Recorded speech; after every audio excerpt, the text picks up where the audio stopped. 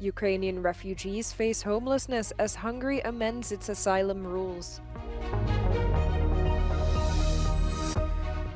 In what is seen as a tit-for-tat move, China initiates an anti-subsidy investigation into EU dairy products. Vladimir Putin is in Chechnya to rally military support as Russia struggles to fend Ukraine's incursion in Kursk. Sheep breeders in France are suffering a blow following a new Bluetongue disease outbreak.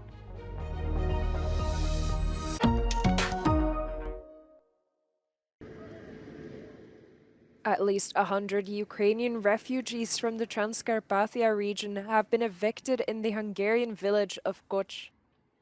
2.5 years ago, the Hungarian government provided the emergency housing for those fleeing the war. But that rule recently changed, and now only refugees from parts of Ukraine deemed to be affected by conflict are eligible for free housing from the Hungarian state. Kis házba lakunk, ugye 2,5 év az elég sok idő, ugye viharok, záporok, ugye itt is van fatető, vihar lepusztította már. Szoktunk hazacsengetni, hogy na, kinek mi van otthon a házában. És sajnos, akik így nem tudtak kijönni Magyarországra, sajnos minden, amit csak meg lehet fanya, vagy a tüzelhető, behasználik télen. NGOs like the Hungarian Helsinki Committee and Migration Aid argue that the decree denying shelter breaches international treaties on asylum. The UNHCR wrote in a statement that the Hungarian government should review the decree and provide the necessary housing for refugees. Hát nyilván, aki tudott, az megoldotta magának bármilyen módon. Van, aki hazament, van, aki nem tudom, rokonokhoz, ismerősökhöz ment. Nyilván, aki ki tudja fizetni a bérleti díjat, az már elment korábban, és ezt megoldotta magának. Tehát azok az emberek, akik itt vannak, nekik tényleg nagyon sérülékenyek, nehéz helyzetben vannak. Egyszerűen nincs pénzük arra, hogy kivegyenek egy albérletet. NGOs, locals, and police in Koch were frantically looking for ways to find temporary housing for the hundreds that were displaced. Thousands of other Ukrainian refugees are facing the same problem and risk eviction from Hungarian state-funded accommodation.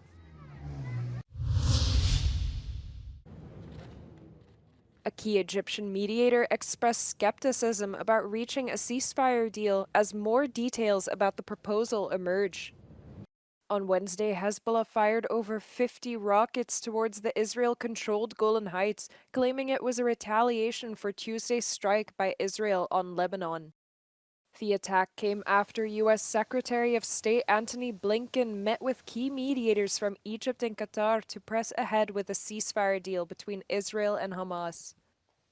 Blinken said time is of the essence as fear of further escalation grows. An Egyptian official with direct knowledge of the negotiations says the deal offers promises instead of guarantees and that Hamas would not accept this. For example, the deal states Hamas must release hostages in the first phase. Parties would only then negotiate the following phases. The official says this means Hamas would release civilian hostages in return for a pause of fighting with no guarantee for a permanent ceasefire. The proposal also doesn't clearly say Israel will withdraw from the two strategic corridors in Gaza. Mediators are scheduled to meet on Thursday and Friday in Cairo for more talks on the proposal before submitting it officially to Hamas. The Chinese government on Wednesday said it has initiated an anti-subsidy investigation into dairy products imported from the European Union. The EU exported 1.7 billion euros in dairy products to China last year, down from 2 billion in 2022.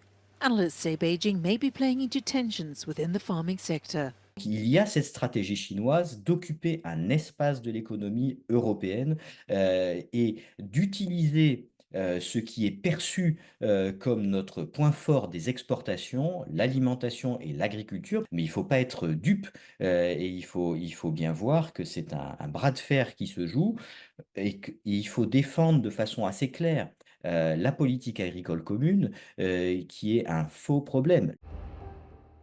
Beijing's action is seen as a response to the European Union's decision to update the tariff rate on electric vehicles imported from China. In this trade tit for tat, the EU is also at odds with Chinese subsidies for wind turbines and solar panels. On the other side, Beijing opened an inquiry into European pork, liquor, chemical products and medical devices.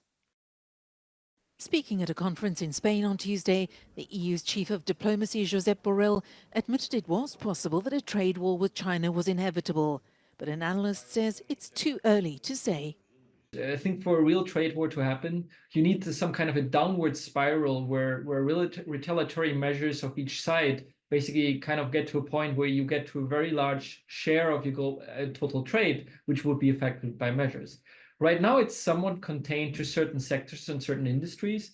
And I think it will depend also on how much of these measures actually get into place eventually.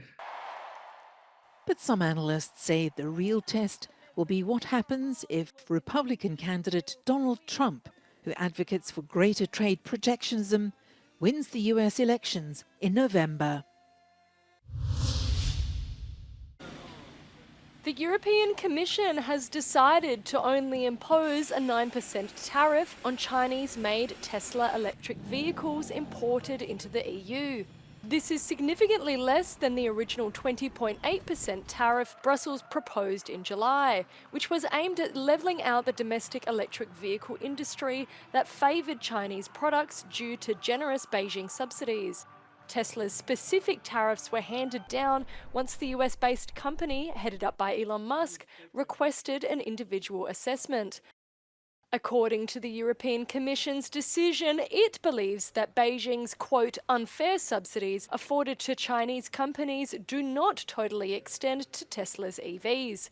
The EU also revised duties on other Chinese car makers, such as Geely and BYD. But many heavy tariffs remain for China's EV manufacturers, with the Chinese Chamber of Commerce to the EU blasting the decision for being, quote, protectionist. If approved by member states, the tariffs would last for 5 years. Russian President Vladimir Putin has made a surprise visit to Chechnya, a mainly Muslim republic in the Russian Federation.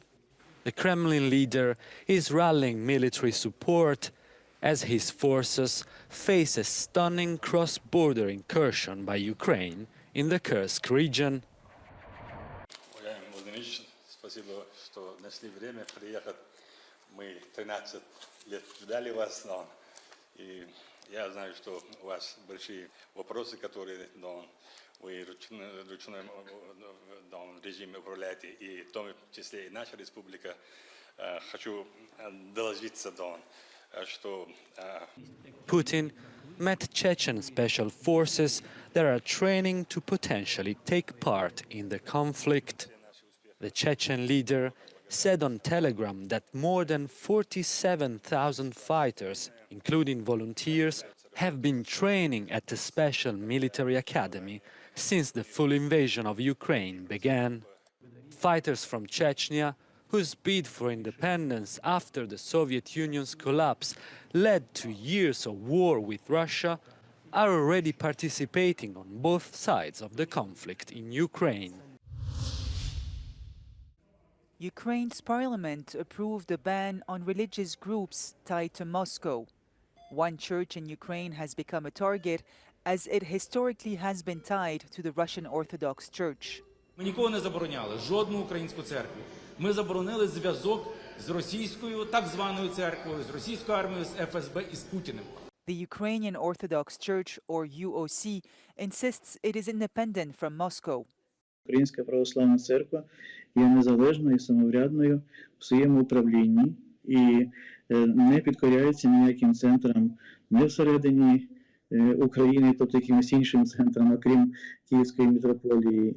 But the Ukrainian government claims the UOC remains tied to the Russian Church, who called the Russian invasion into Ukraine a holy war.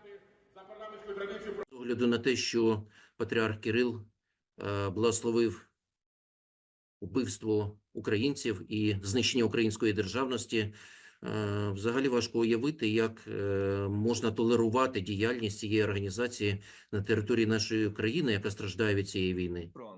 The bill, voted in favor by 265 MPs, requires Ukrainian President Volodymyr Zelensky's signature, which is expected.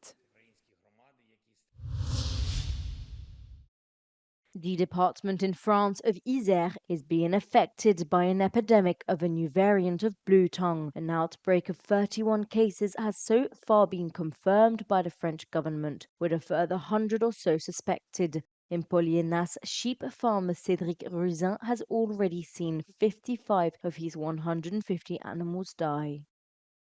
Ça, c'est des bêtes qui sont atteintes. Voilà, elles ont maigri. Elles bavent. Elles enflent. C'est des bêtes qui ont plus de 42 fièvres, quoi. On est démunis, hein. On regarde nos bêtes mourir, hein. Comme celle-là, je sais que si c'est pas aujourd'hui, ça sera demain. Unfortunately, sheep farmers say there is not much they can do for the affected sheep and vaccination is too late. The new strain is causing concern in the industry. On avait perdu l'habitude de vacciner, de se protéger contre ce virus, vu qu'il n'y avait pas de symptômes, pas de perte en élevage. La vaccination, c'est la solution, mais on arrive trop tard. En fait, nous, on est dans le boom de l'épidémie. Et après, malheureusement, c'est vraiment une maladie contre laquelle on peut être assez désemparé une fois que c'est dans le cheptel, parce qu'on n'a plus qu'à faire des traitements pour traiter les symptômes. On ne peut pas traiter la maladie en elle-même, mais on peut essayer d'atténuer les symptômes et faire en sorte que les bêtes passent le cap. Now, sheep farmers are awaiting answers from officials on if they can get help subsidizing the vaccines.